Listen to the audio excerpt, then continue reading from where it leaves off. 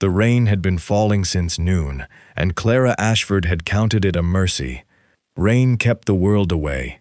She was pulling the last of her comfrey from the herb patch when she heard the horse.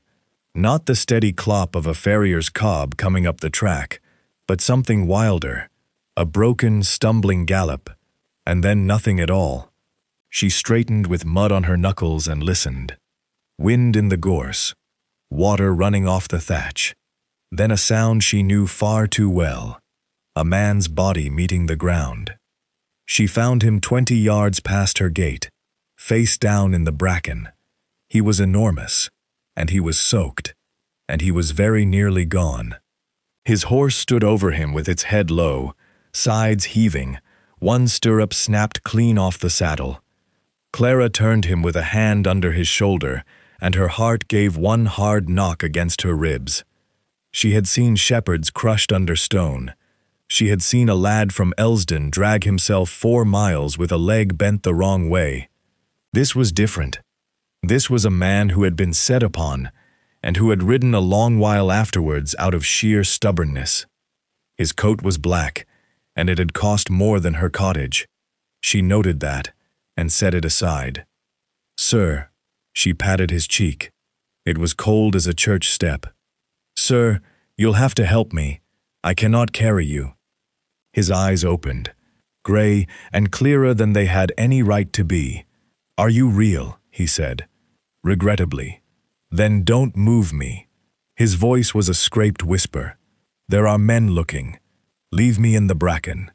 "There are men looking," she agreed, getting her shoulder under his arm. "And they'll find a corpse if I do. Push with your left leg. The left one still works. Now." He pushed. She heaved.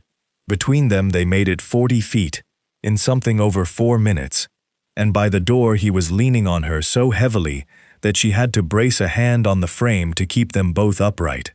She got him across the flagstones to the long deal table where she usually dressed rabbits, and there he stopped being any use at all. Clara lit both lamps and put the kettle on the hob before she touched him again. Light first, water second, patient third. Her father had taught her that. Panic is only hurry, with no order to it, Clara love. Give hurry an order, and it becomes work. She cut his coat off him with her sewing scissors. He made a sound of protest. "You may bill me," she said. Underneath, the shirt was worse. Not blood. That was the first thing she checked, and the relief of it made her hands steady.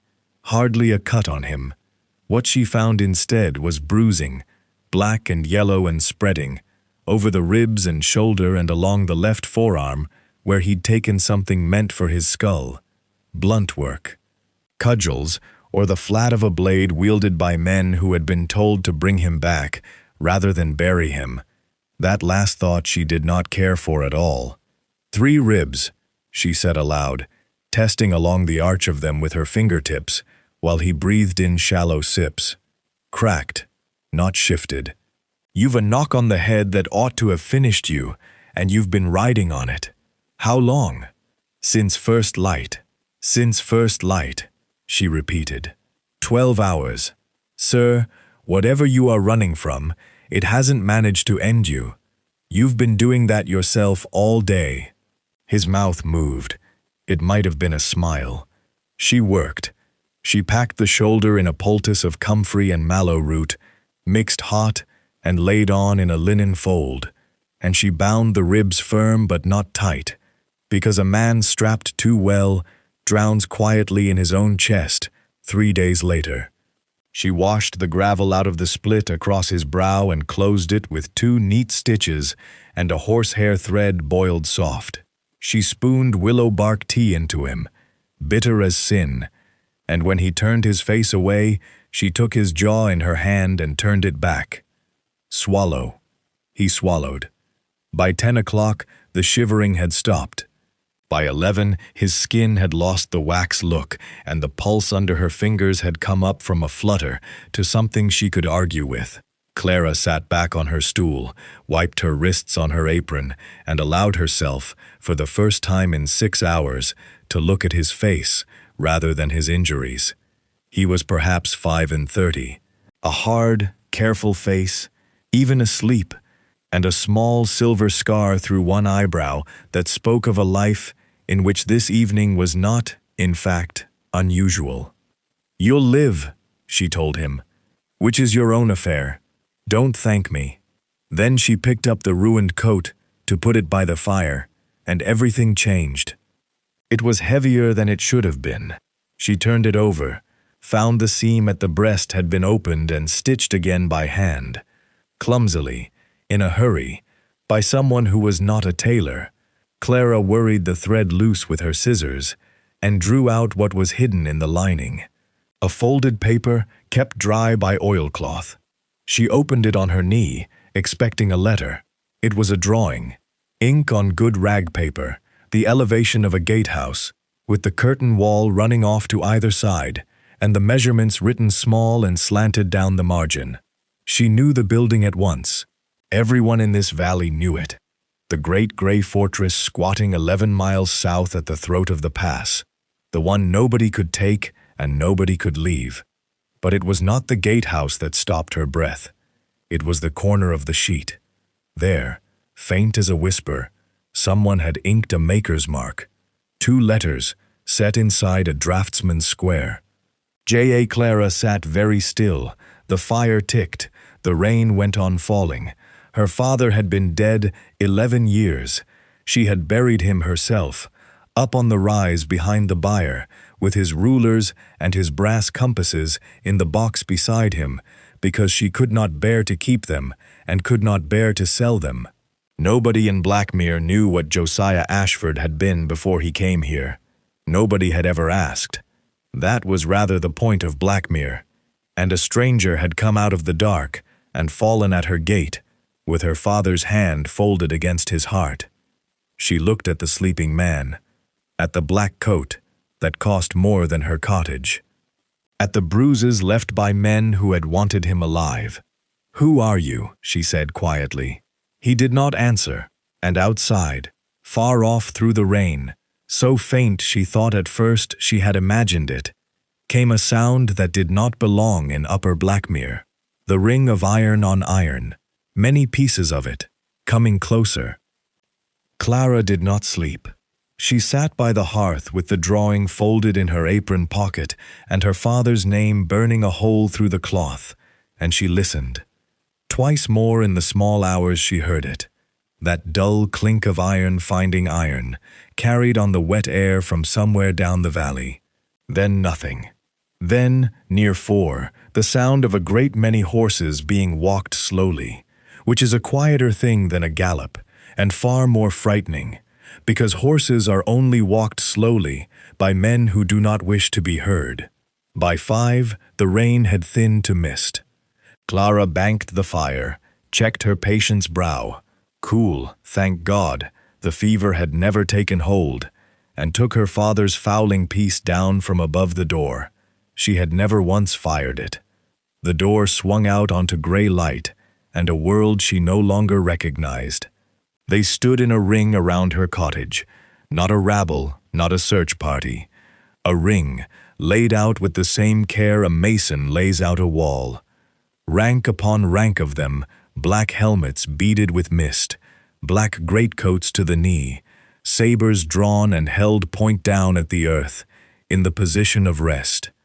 They stood in the gorse, in her herb beds, along the ridge of the paddock, up the slope of the rise where her father was buried, and out beyond the byre, into the fog, where she could not count them, and had already stopped trying. They filled the valley. They made no sound at all. Clara had lived alone 11 years. She had faced down a boar in the wood and a bailiff at her gate, and one dreadful winter that had nearly finished her, and she had not been frightened by any of it. She was frightened now. The gun weighed nothing in her hands, which was the wrong way for a gun to feel. A man came forward out of the ring, older than the rest, graying at the temple, a heavy dragoon's mustache, and a scar that pulled his lip a little crooked. He walked with the unhurried step of a man who has never in his life needed to hurry, and he stopped at a distance that was exactly, deliberately, out of reach. "Ma'am," he touched his helmet. "You'll want to put that down. I'd want a great many things. You've nothing to fear from us. You've surrounded my house." His eyes went past her to the doorway, and she saw something move behind his face. "How many is that, do you think? 60? 100? I stopped counting. 250. He said it flatly, without pride. Every one of them rode through the night on no more than the rumor of a black horse in Blackmere. "Ma'am, I've been in the saddle 19 hours, and I've buried 4 good men since yesterday morning. And I will ask you once, civilly, is he inside?" Clara's grip on the fowling piece tightened, and behind her, from the dark of the cottage, a voice like gravel said, "Vance." The change in the old soldier was the most extraordinary thing Clara had ever seen. He went white. Then he went to his knees in her wet herb bed, straight down into the mud and the crushed comfrey, helmet off, head bowed, and behind him, moving in a wave that went out through the mist further than her eye could follow, 250 men did the same. 250 helmets came off. 250 knees found the mud. The silence afterwards was worse than the sound of them. "My lord," said Vance, and his voice cracked in the middle of it like a boy's, "we had you dead." Clara turned round very slowly.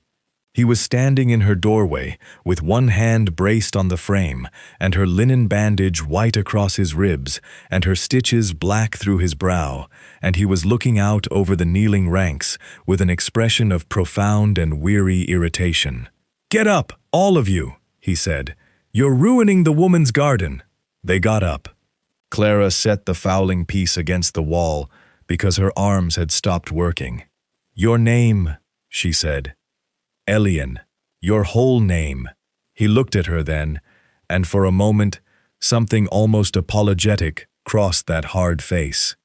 "Elian Ravensworth, Duke of Ravensworth." A pause. "You've had your fingers in my ribs half the night, Miss Ashford," said Vance. The word dropped into the yard like a stone into a well. Clara's head came round. The captain was staring at her, really staring, taking in the herb beds, the byre, the rise behind it with its single headstone, the scissors still hanging from her belt, and his crooked mouth had gone thin. "Ashford," he said again. "In Blackmere." "Vance," said the Duke quietly. "My lord, I only—" Later, Elian pushed off the doorframe, swayed, and caught himself on it again, and Clara was across the yard and under his arm before she had decided to move. He was heavy. He smelled of comfrey and rain. "Report." Vance recovered himself fast. She gave him that. "The Imperials came over the Elsden Ridge at midnight, sir. 2 columns, and a third swinging wide to the west. They're sweeping the valley cottage by cottage, burning nothing, taking no one, which means they're not foraging, they're hunting. They want the man who got away from them yesterday morning." He glanced at Clara. "They'll be at this gate inside 4 hours, perhaps 3. Elian shut his eyes briefly. "Sir, we must move you north. Now, and quickly. Then we move." Elian's weight came off Clara's shoulder by degrees, and he stood on his own, and even white-faced and half-mended, he did it in a way that made the whole valley of black helmets seem to lean towards him. "Vance, prepare the column. The lady comes with us." "My lord, she comes with us." Vance's jaw set, but he touched his helmet, turned, and began roaring orders into the mist, and the ring of iron broke apart and became 250 men in a great and sudden hurry. Clara stood in the wreck of her herb garden. "I'm not going anywhere," she said. "I've a goat. I've a patient list from here to Elsden. I've a life, sir, small as you'd find it, and I did not ask. Miss Ashford." Elian's voice was very low, meant for her alone. "Give me back my coat." She went still. "The lining," he said. "You cut the coat off me. You'd not be much of a medic if you hadn't." and you'd not be much of anything at all if you hadn't opened the seam and found what was in it, and sat up all night with it in your pocket, wondering. The mist moved between them. So, said the Duke of Ravensworth, let us have done with the pretense, because there isn't time. I did not fall at your gate by chance, Clara Ashford. I have been riding 4 days to find it. The cottage had never held more than 2 people in its life. Now it held 4, and the walls seemed to have drawn in overnight. Elian sat on the bench by the fire, because Clara had ordered him to entes, and he had discovered, somewhere in the last quarter hour, that he had not the strength to argue. Vance stood at the window with his back to the room. A young lieutenant named Hallam waited by the door with his cap in his fist, and every 30 seconds or so, his eyes went to the ridgeline, and every 30 seconds, Clara's stomach turned over a little further. She set the drawing on the deal table and smoothed it flat with her palm. Say it again, she said, slowly. There's little enough to say. Elian nodded at the paper. That was in my father's strongbox. It came to me with the title and a great deal else I didn't want. 11 years it sat there. Then in March we tried the stronghold, and we lost. Badly, and I'll not tell you the number. And I went back to that box and read every scrap in it twice. His finger moved to the corner of the sheet, to the small square with the 2 letters inside, and I found that, which I had looked at 100 times without seeing, and I put a man to work on it. It took him 3 months to learn that J.A. was Josiah Ashford, and 1 more week to learn that Josiah Ashford had walked out of his profession at the height of it and vanished, and I have spent 4 days riding every valley north of the Elsdon Road looking for the place a man goes to vanish. The fire spat. He was chief architect, Clara said. He built the thing. Elian's gray eyes did not move from her face. Every stone. And then he put his name in the corner of 1 drawing, and I dare say he thought it a small vanity at the time. It has brought me 250 miles. Clara looked down at the 2 letters. She could see her father's hand in them. He had ruled the little square freehand. He always had. He'd been able to do it truer than most men could with a straight edge, and he used to make her try it, at this very table, with her tongue between her teeth and her elbow wrong. A square is only a promise you make to yourself, Clara love. Keep it, and the whole building stands. Ma'am, it was Vance, still at the window, still not turning round. Ask her what she knows. Vance. Sir, in 3 hours, they'll be in this yard, and I'll not be able to move you and hold them. I'll have to choose, and I'd sooner know first what we're bleeding for. Now he did turn. The scar dragged his lip crooked, and his eyes were red-rimmed and hard. Tell her what we're up against. Let her hear it. Then let's see what she says. Elian was quiet a moment. Then, tell her. Vance came to the table. He put 1 blunt finger on the gatehouse elevation. That, he said. That is what we're up against, ma'am. The whole of it. 22 feet of curtain wall, dressed stone, no purchase for a ladder that isn't covered from 3 directions. There's 1 road in, and it runs 100 yards straight under the wall walk, so a man on that road is a man being shot at by 400 others for 2 full minutes, and at the end of it, the gate. His finger stopped. Oak, banded and bolted, 3 feet through, with a portcullis behind and a second gate behind that. In March, we brought powder up that road. We got 11 yards. 11, and we left a great many men on it, and we came away with nothing but the noise. He straightened. So that's the sum of it. Any fortress can be taken if you don't care what it costs.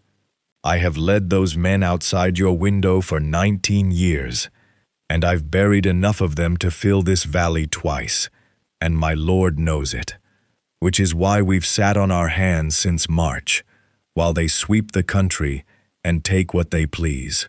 His jaw worked. There's no way in, ma'am. That's the whole trouble. There is no way in. The lieutenant at the door shifted his feet, and Clara Ashford began, very quietly, to laugh. It came out of her before she could stop it. A thin, cracked, wretched sound with no humor in it at all, and she put her hand over her mouth and it went on coming, and Vance stared at her as though she had gone mad in front of him. "Ma'am, forgive me." She pressed her knuckles against her lips. "Forgive me. It's only—" And then she looked up at them, and her eyes were wet and bright. "He warned them." "What? He warned them?" Clara took a breath that shook. "He came home one night, and he had been drinking, and my father never drank.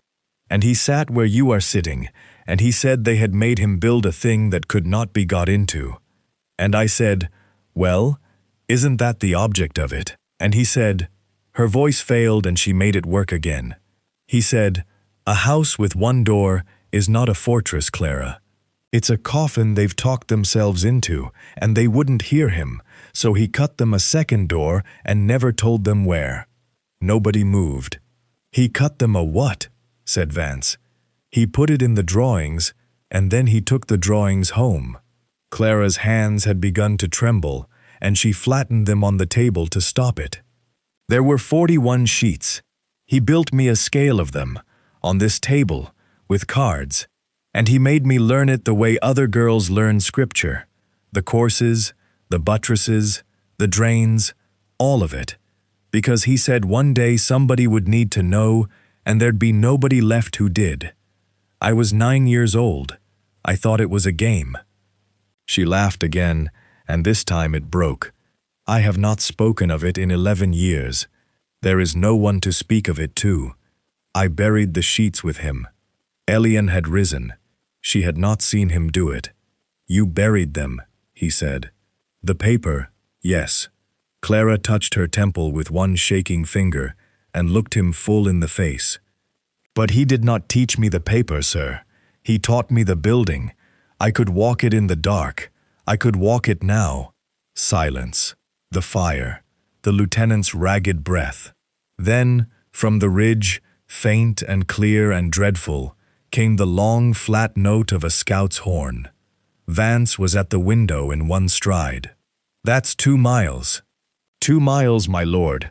We go now." Elian did not look away from Clara. "Miss Ashford," he said, "get your coat." She left the door open. That was the thing she could not afterwards explain to herself.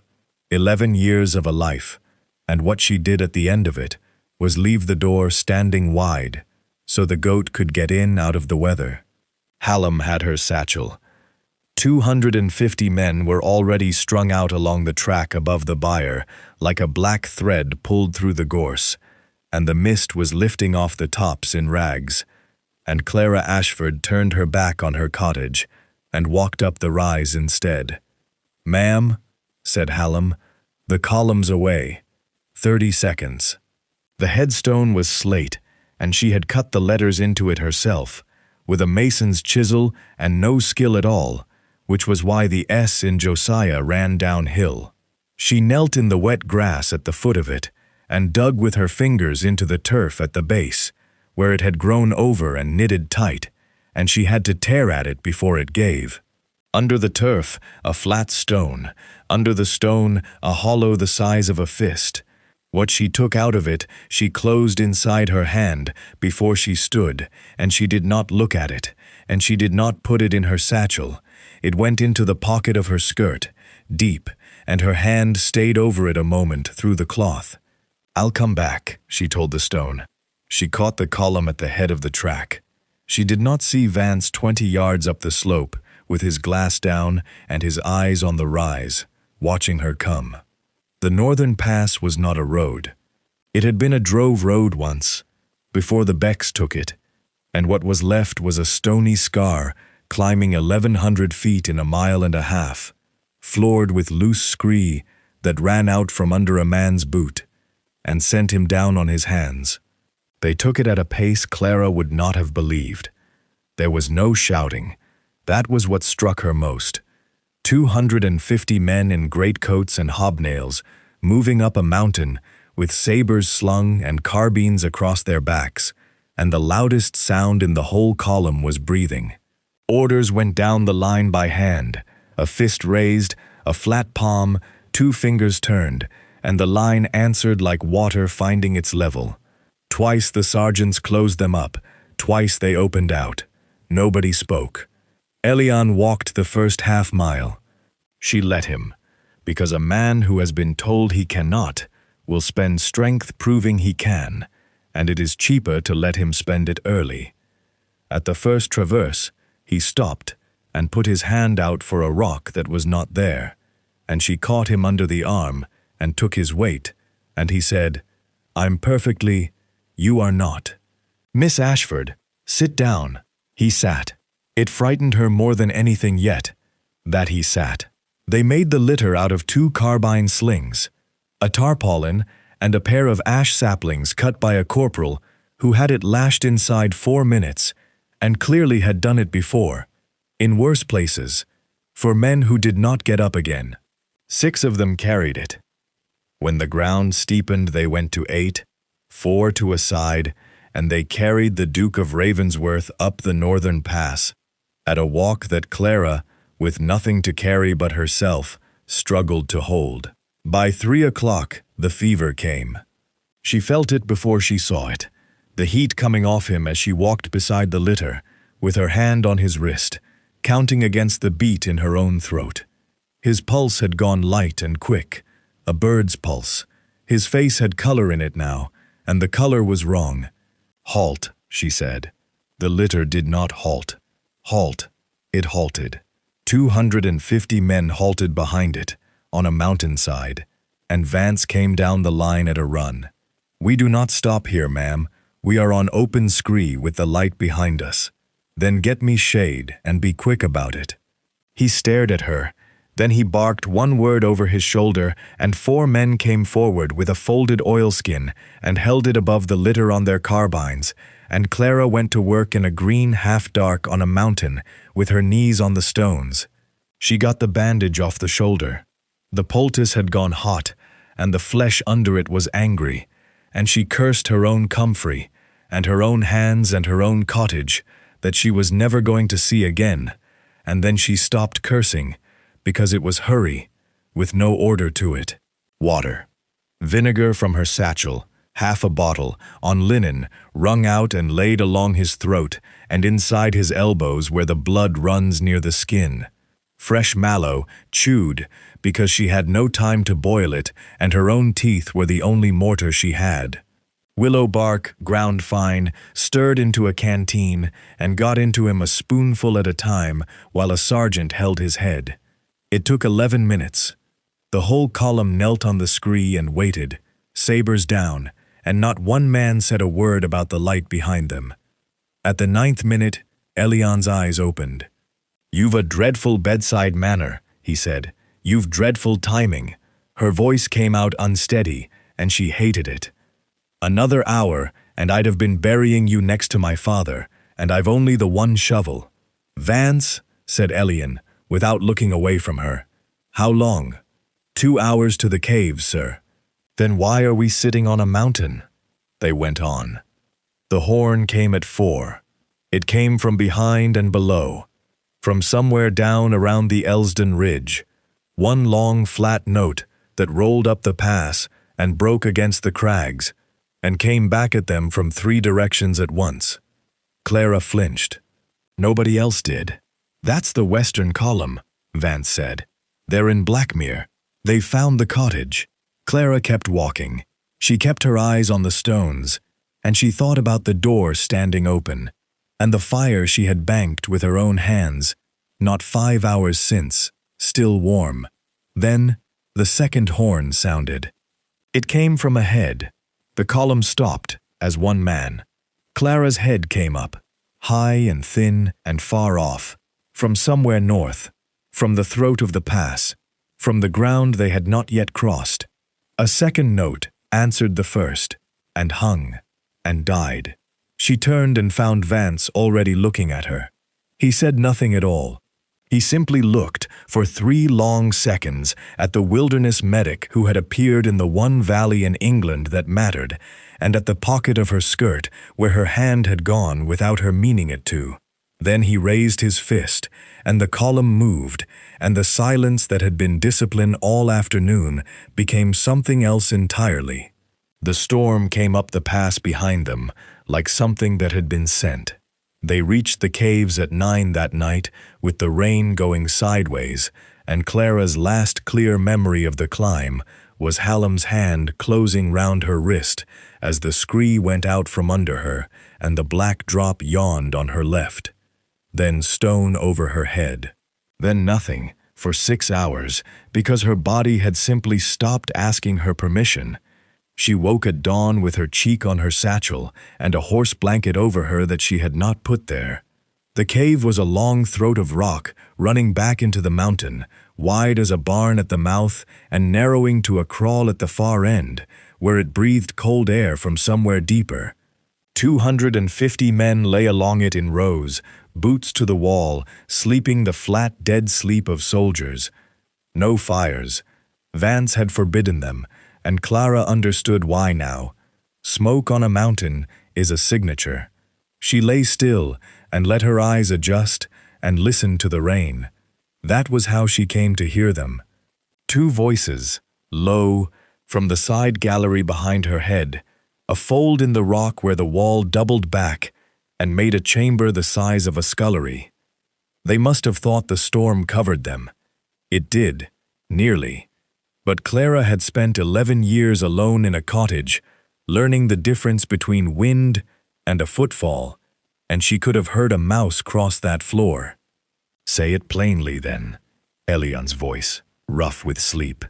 "You've been chewing it since yesterday morning, and it's souring you. Then I'll say it plainly. Vance, she's a plant, sir." Clara did not move. Her hand, under the blanket, closed slowly on nothing. "Go on. You'll not thank me." "I've never thanked you. Go on." She heard the old captain draw a breath, and when he spoke, he did it the way he had spoken over the drawing on her table, flatly, finger on the stone, laying it out. "March. We go up that road, and we lose 400 men in 11 yards. Since March, we've sat. Then, in June, a paper you've owned 11 years suddenly gives up a name, and a man you set to it finds that name inside 3 months, when the whole of Whitehall couldn't have found it in 10. Then you ride out, you, personally, with a light escort, which I begged you not to do, and 4 days into a country you don't know, you're taken on the Elsdon Road by men who did not finish you. Sir, they had you down. They had cudgels and they had time, and they left you breathing. They wanted me alive. Did they?" Vance's voice dropped. "Or did they want you moving? A man half dead on a horse doesn't choose his road. He goes downhill. He goes the way the ground takes him. And the ground out of Elsdon takes a man into one valley and past one gate. And behind that gate there is a woman who has never in 11 years been seen at market past Blackmere Bridge, who has no kin, no history, no husband, no letters, and who happens to carry in her head the only thing on God's earth that could get us inside that fortress." The rain hammered. Nothing came back at him.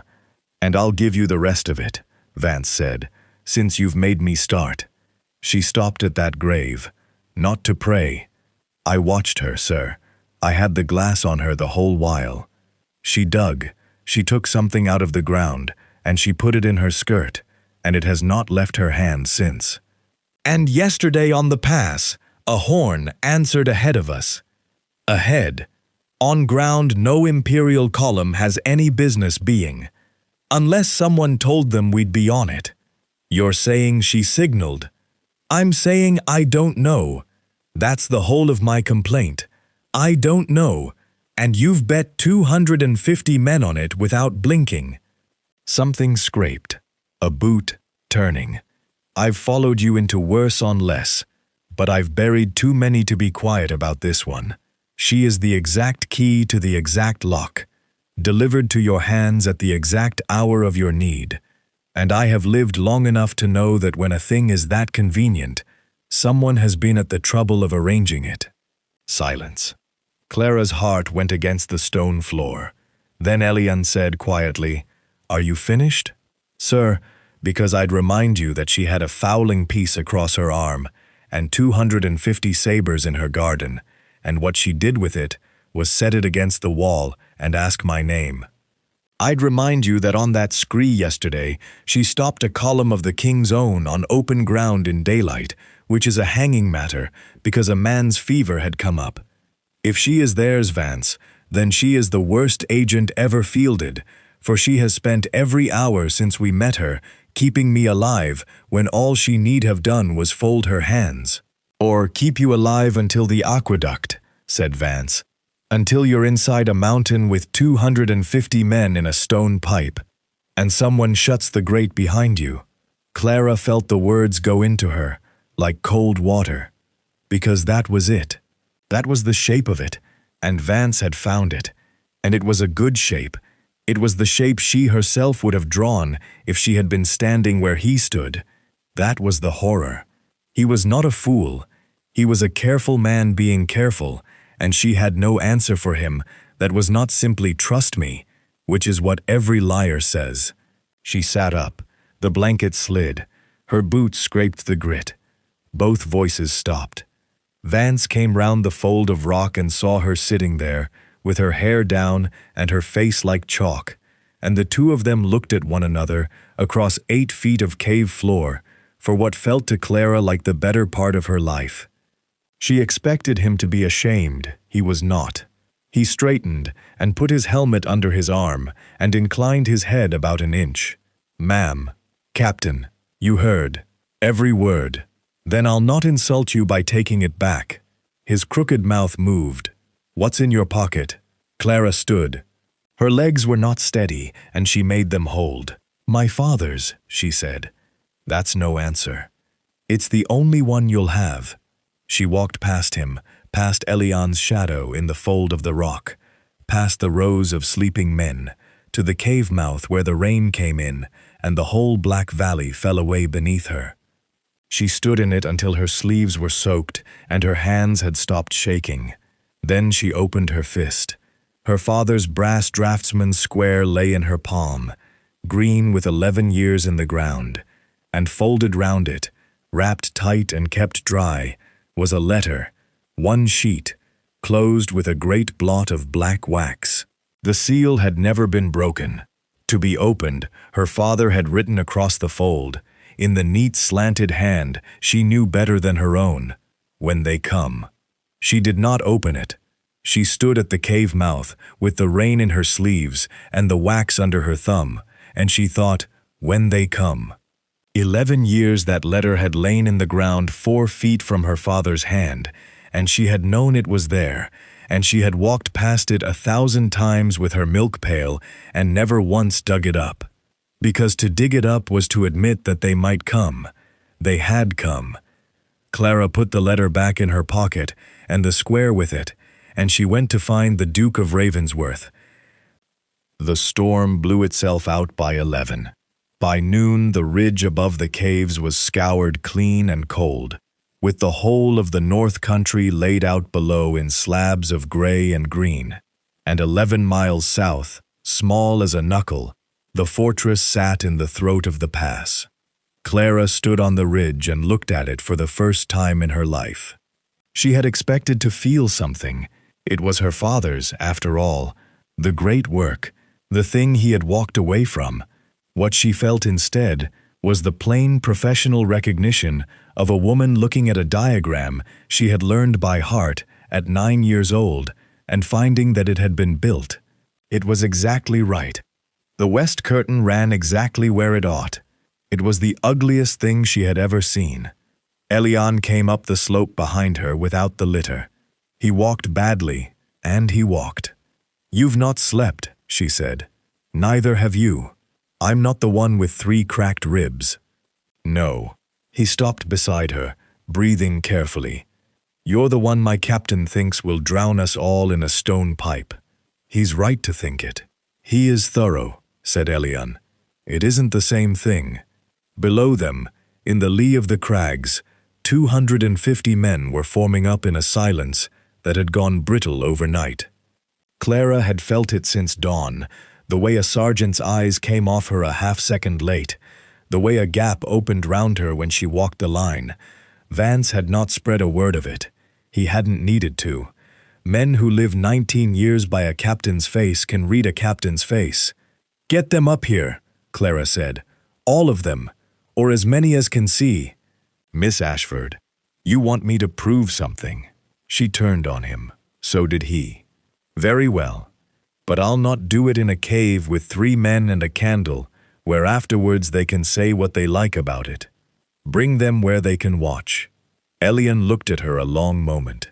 Then he raised one hand, and Hallam went down the slope at a run. They came up in ranks and stood along the ridge, and the ridge held perhaps 90 of them, with the rest below on the shoulder looking up, and Clara Ashford stood in front of the lot of them, with a stick in her hand and the wind pulling her hair loose. She knelt down and began to draw in the dirt. She drew fast.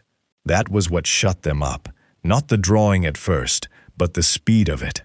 The outline went down in one continuous line without a lift or a correction, the west curtain, the north, the return at the corner tower, and she laid the gatehouse in on top of it, and it was in scale, and a man who has stood in front of a thing knows when he is looking at its likeness. Vance came through the ranks and stopped 6 feet away, arms folded. "That's it," said a sergeant, before he could stop himself. "That's the shape of it, that's—" "Quiet," said Vance. Clara did not look up.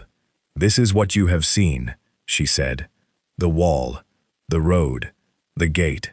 And you have been thinking about it for 4 months, the way a man thinks about a locked door, which is to say, you have been thinking about the door." She scored a hard line across the road and the gate, an X, and left it. "Forget it. It cannot be opened, and it was never meant to be. Now think about the water." She began a second drawing beside the first. 2,000 men, she said. Horses, kitchens, forges. "Ma'am, sir, how much water does that want in a day?" Nobody ever asks. It's the dullest question in the world, and it is the only question. There's no spring on that rock. There never was. My father surveyed it in a dry August, and he told them plainly, "You cannot hold this place unless you bring the water to it." The stick moved. A line came down off the high ground to the west and ran towards the fortress, and Clara drew it dead straight and did not hesitate once. So they brought it. 800 yards of covered channel off the Aln Head, cut through rock, roofed in stone, running down under the west approach and in beneath the footings to the cisterns under the central tower. She looked up. 4 feet by 4. Dry as a bone, 8 months of the year. Because the head runs low from March and they've fed the cisterns off the winter flood since the place was raised. It is not a drain. It is a road, gentlemen, and it goes under everything you have been dying against. Nobody breathed. And nobody knows it's there, said Elian. They know there's water. Clara stood and brushed off her knees. They don't know there's a way. It's not on the plans they hold. I know, because my father drew the plans they hold, and he drew that channel on a separate sheet and put it in the box he brought home. The grate at the head end is iron, set in 89, and it has had 11 winters and no man's eye on it. And the tower end comes up inside the guardroom floor, under a flag they've been walking over for years. She let out a breath. That's your second door. He cut it, and he carried it out under his arm, and he took it to a valley to die in it. Vance's arms came down slowly. Why? He said. Clara turned to him. You asked me what was in my pocket. She took out the square. She held it up so the ranked men could see the green brass turning in the light, and then she took out the letter with its black blot of wax and held that up too, and the whole ridge saw that the seal was whole. 11 years in the ground, she said. Sealed, I'll not open it here, but you'll do me the courtesy, Captain, of seeing that if I were theirs, and this were the trap you've built for me in your head, then I should have opened it long ago and learnt my lines properly." She put them both away. "I've had no lines. I've had a stick and a patch of dirt." The silence went on a beat too long. Then Elian said, "We go by the water." "Sir." "Vance." Not loud. "You have given me your objection, and I've heard it, and I honor it, and I will hear it again tonight if you like. But she has drawn me a door, and you have drawn me a coffin, and I am going through the door." He looked down at the two shapes scratched in the dirt. "Form the column. We move at dusk." The captain stood very still. Then he touched his helmet, and turned, and began to roar. They came down off the mountain, the way water comes down, slowly, and finding every fold. Vance took them off the drove road entirely, and put them into the becks, knee-deep, then thigh-deep, boots full and greatcoats black with it, because a beck runs in a cut, and a cut hides a man, and because water leaves no track for a dog to argue with. Clara went down it with her satchel on her head and her teeth locked together, and did not complain once, which she understood, dimly, to be the only currency she had left with these men. At the throat of the pass, they found the horn. Hallam's scouts had it before the column came up. A picket post, 4 men, dug into a scoop of rock with a fire pit and a brass signaling horn on a peg, and a view of 11 miles of the North Road. The Blackmere lads took them in the dark without a shot and without a shout, and when Clara came round the rock, the 4 of them were sitting in a row on the stones, hands bound, blinking, unhurt, and one of them not above 19, and looking as though he might be sick. Vance was crouched at the fire pit, with his hand flat over the ashes. "Cold since yesterday noon," he said. Beside the pit, weighted under a stone against the wind, lay a watchbook. Vance turned it to the last page and held it up to the lantern, and Clara, standing behind him with her hair dripping and her heart going, read it upside down, a tally, hours and marks. Noon, all clear. 2, all clear.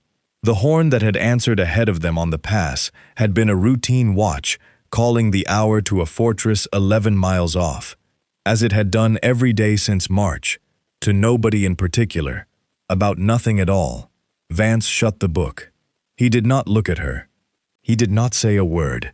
He put the book in his coat and stood and gave the order to move, and Clara felt the shape of that silence and knew it for what it was. Not an apology. A man taking one plank out of the floor he had built under his suspicion, and finding to his displeasure that it still held. The fortress came into view at the last of the light. It sat on its rock with its back to the crag, and the road running under its wall, like a tongue in a mouth, and every window of it was lit, and Clara understood at last why 400 men had died in 11 yards. It did not look like a building. It looked like a decision that had already been made. The column went to ground in the scree below the western shoulder and became stone. "Advance party," said Elian. "Sir." Vance's voice was very low. "You'll stay with the column. I will not. You've 3 cracked ribs, and you're going into a hole in the ground on the word of—" He stopped. He was too disciplined to finish it, and too honest to unsay it. "On the word of the woman who has kept me breathing for 4 days, said Elian. "Yes, 10 men, Vance. You, me, Hallam, and the miners. They went in the dark, over broken ground, with the great lit wall to their left, throwing a glow up into the mist that made the shadows deeper." Clara led. That was the arrangement, and nobody was pleased with it. And it was the only arrangement possible, because the thing she was looking for was not on any map they held and could not be described in words to a man walking ahead of her. She looked for it the way her father had taught her. "Buildings don't lie, Clara love. Ground lies. Men lie. Bricks never learnt how. 300 yards from the wall she stopped and put her hand on a boulder the size of a cart. "The channel runs from the Aln Head," she said, "and the Aln Head is up there, and water does not walk uphill. So it comes down the fall of the ground and it comes under this. And the cut of it will show in the grass, because grass over a stone roof goes thin in a dry year, and my father laid it in a dry year." She turned. There. They looked. There was nothing. There was a hillside. Then Hallam said in a voice that had gone strange, "My lord, there's a line in it." There was. Once seen, it could not be unseen. A stripe of paler grass, straight as a ruled edge, running 400 yards down the shoulder and vanishing under the fortress rock. It had been there for 11 years, and every patrol in that garrison had walked over it, and none of them had ever had cause to ask why the grass grew mean in one straight line. Clara followed it up, 50 yards, 100, into a nettle bank at the foot of the crag, where the ground fell into a scoop full of black water and dead bracken and 11 winters of leaf. She went in to her waist. She felt with her hands, and her palms found iron. "Here," she said. They cut the bracken away, and the lanterns came in, and there it was, a grate 4 feet by 4, set in dressed stone, scabbed over with rust an inch thick, and a growth of moss and heart's tongue fern, so old it had made soil in the corners. Untouched. Untouched since '89. Clara stood in the black water and shook, and she could not have said whether it was the cold. "It matches," said Vance. He said it slowly, as a man reads out a sentence handed down against him. "Ma'am, it matches to the inch." "It would." Her voice came out thin. He was a good architect. And then Hallam lifted his lantern to the lintel above the grate, and the light went across the stone, and everybody stopped. The mark was cut deep and clean, out of the weather, sheltered under the lip, a draftsman's square with 2 letters inside it, J.A. Clara reached up and put her fingers into the cuts, and 11 years came apart in her chest all at once, and she had to press her mouth shut hard. "He signed it," she whispered. "He signed the door he never told them about. Miss Ashford." Elian's voice was wrong. She turned. He was not looking at her. He was looking at the lintel, at the stone beside her father's mark, where a second device had been cut, smaller, half under the fern, a bird with its wings spread and its head turned. A raven. Vance had gone the color of the stone. "That's ours," he said. "My lord, that's the Ravensworth raven. That's your father's own mark. That's on the gate of your own house." The wind moved in the bracken. Somewhere up on the wall, 11 years too late, a sentry called the hour, and got no answer he cared about. Clara looked from the raven to Elian's face, and something in her went very cold and very quiet. She put her hand in her pocket and drew out the letter. And there, standing to her waist in black water, under a door her father had cut and never spoken of, Clara Ashford broke an 11-year seal with her thumb and unfolded one sheet of paper and read the first line aloud. "My girl, if they have come, then they have come from Ravensworth, and you must know what your father built for them." She read it standing in the water, and nobody stopped her. "My girl, if they have come, then they have come from Ravensworth, and you must know what your father built for them. I did not build that place for the men who hold it now. I built it for the old Duke, who paid for every stone, and who stood in my office and told me he wanted a house that no living soul could get out of. I thought he meant an enemy. I was 51 years old, and I thought he meant an enemy. He had 1,100 men at the works. Quarrymen, masons, my own lads. When the walls went up, he gave the order that none who had worked the channel should have leave to go home. Not that season, nor the next, because a man who knows where the water runs is a door standing open. He meant to keep them there. He meant to keep them there for good, and I have his hand on the paper, and it is in this envelope beneath this sheet.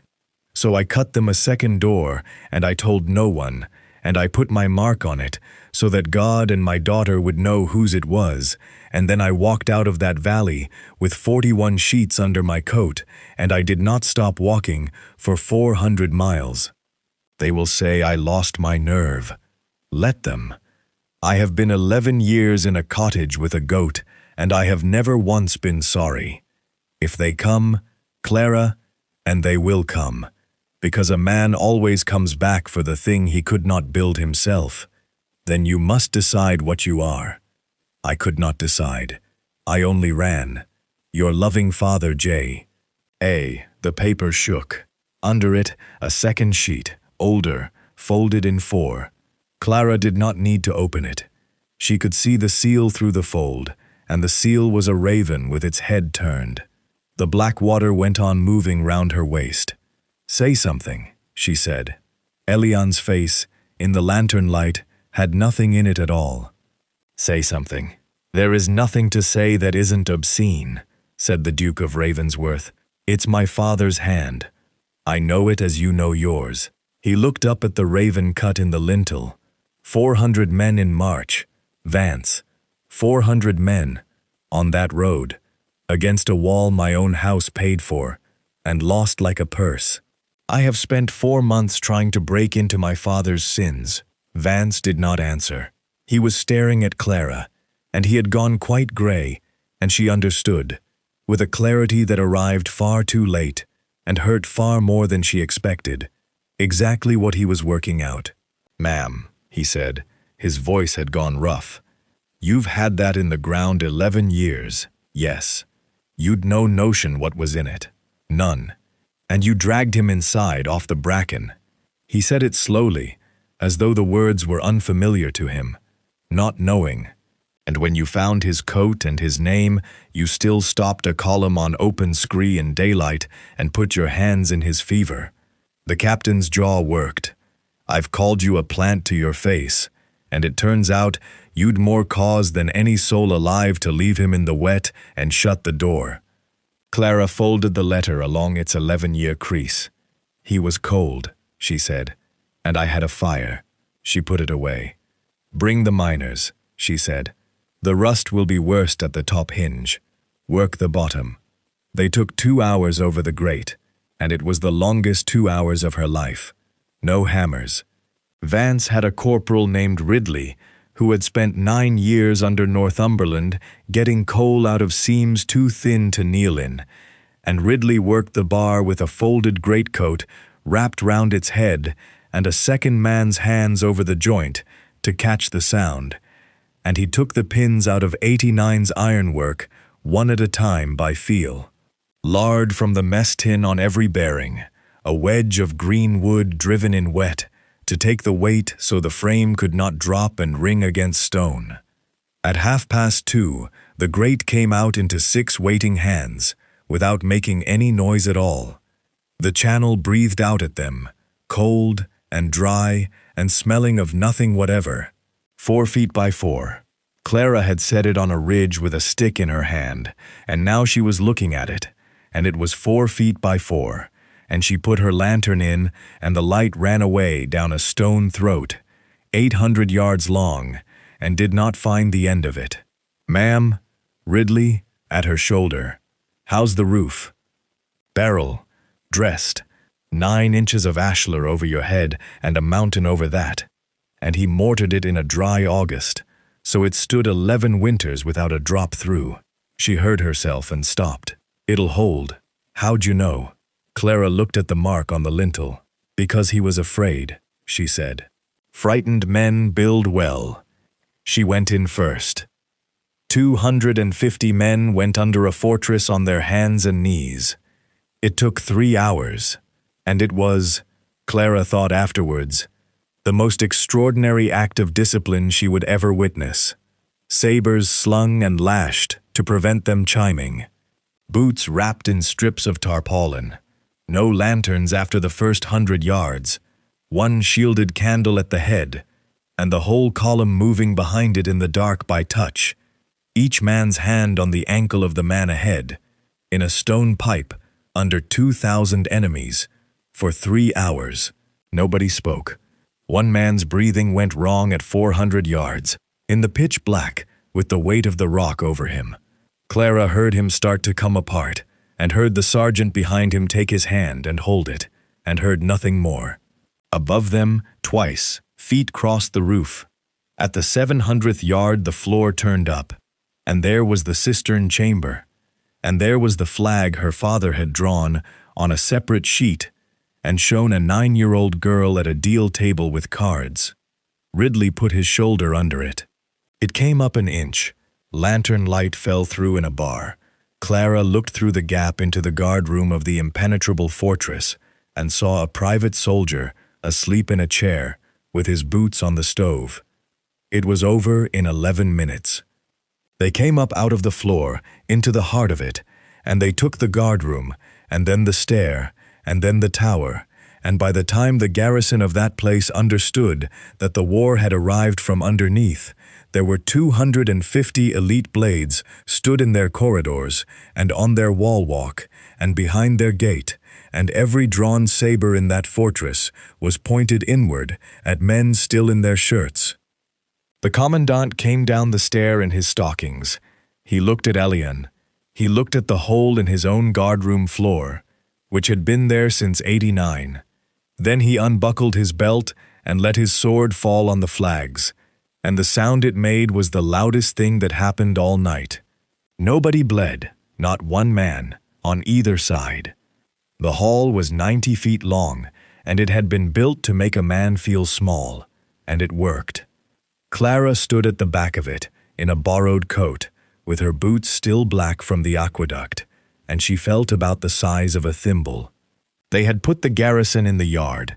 2,000 men sat down in the dust in their shirt sleeves with the sun coming over the wall at them, and not a rope nor a musket leveled at one of them, because Vance had come out of that tower at 4 in the morning and given exactly one order: nobody touches them.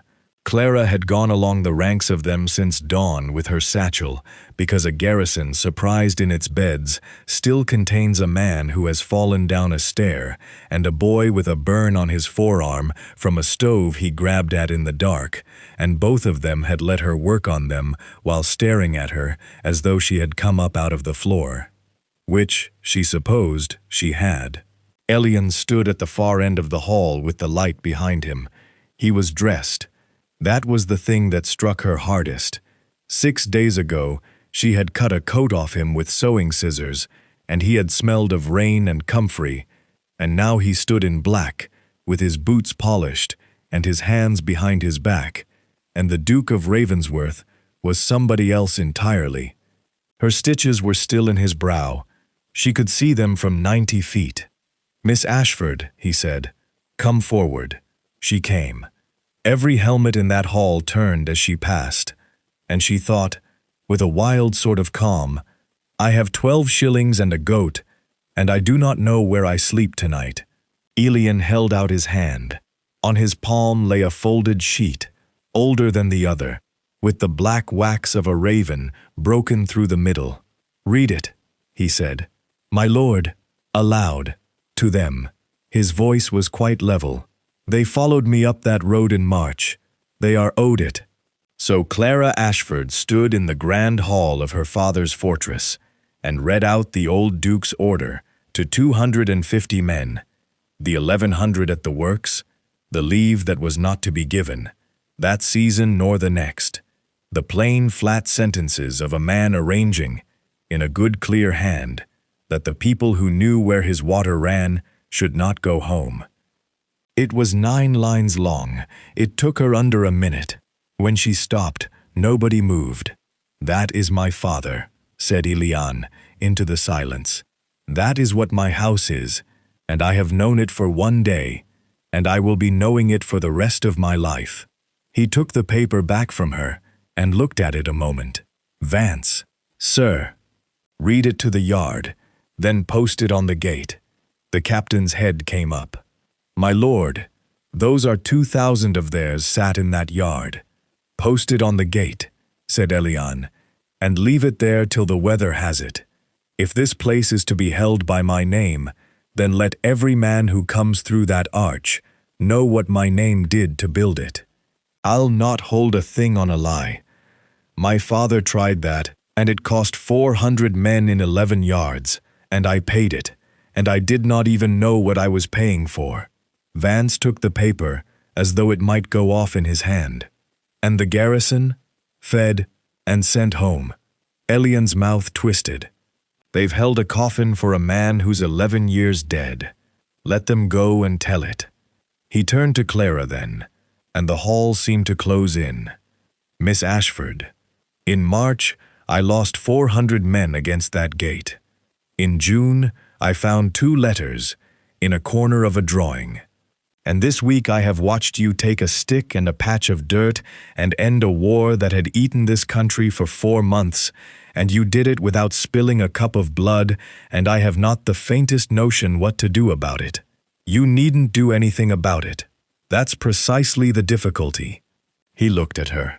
You'll not take money. I've watched your face while I've thought about offering it, and I've thought better of it 3 times this morning. I'd have thrown it at you. I'm aware. Somebody in the ranks made a sound and turned it into a cough. So I'll not insult you, said Elian. I'll employ you instead. He raised his voice, and it filled that hall the way it had filled her herb garden. Let it be entered, and let it be witnessed. Clara Ashford, of Blackmere, is appointed chief strategist to the House of Ravensworth. No campaign is planned without her at the table. No wall is stormed until she has been asked whether it wants storming. Her word carries my seal, and any officer of mine who ignores it will answer to me personally. Clara heard her own heart. My lord, she said, and her voice would not come out properly. I've never been in a battle. I've never commanded a hen. No, said Elian, that is why. Then a sound she had not expected. Iron on stone. Vance had gone down on one knee, not the way he had knelt in her herb bed 6 days ago, in a wave, with 250 men behind him and a duke in the doorway. Alone, this time, in the middle of a lit hall with every man he had ever led watching him do it. Helmet under his arm, gray head bare. Ma'am, he said, I called you a plant. I said it to his lordship's face in a cave, and I said it where you could hear it. And I'd seed the glass on you at your father's grave like a bailiff. And I was wrong in every particular, and I'd have been wrong in a way that got 250 men fincid on that road in a fortnight, because I could think of nothing but the door. Captain, stand up! I'll finish. His crooked mouth was working. 19 years I've kept these lads alive by trusting nobody, and you kept him alive by trusting him. A stranger bleeding in your bracken, and you'd more reason to shut that door than any soul in England, and you didn't know it yet. He looked up at her. I've no gift for this, but I'll follow you into that pipe again tomorrow if you say the word, and so will every man here, and you'll not have to ask us twice. The hall was very quiet. Clara reached down and took the old soldier's hand and pulled, and he let her, and he came up off his knee with a grunt, and she found she was holding on to it rather longer than was proper. You were careful, she said. It isn't the same thing. Vance's eyes went red-rimmed and hard, which she understood by now was simply his face. No, ma'am, he said. It isn't. She went out onto the wall afterwards, alone. North, 11 miles, past the crags and the pass and the beck that had swallowed her to the thigh. Upper Blackmere lay under the morning with its one thread of smoke, the door standing open, the goat presumably in the parlor. 11 years of a life, small as anybody would find it. Elian came and stood beside her and said nothing for a while. He ran, Clara said at last. My father, 400 miles and a chisel and a headstone with the S running downhill, and he called it deciding nothing. He cut the door. He never told a living soul where it was. He told a girl of 9, said Elion, at a deal table, with cards, for 11 years. He looked out at the smoke. That isn't running, Miss Ashford. That's a man planting something and not living to see it come up. Clara Ashford stood on her father's wall in the wind, and let that be true. Then she wiped her face with the back of her wrist and turned round and went in to work.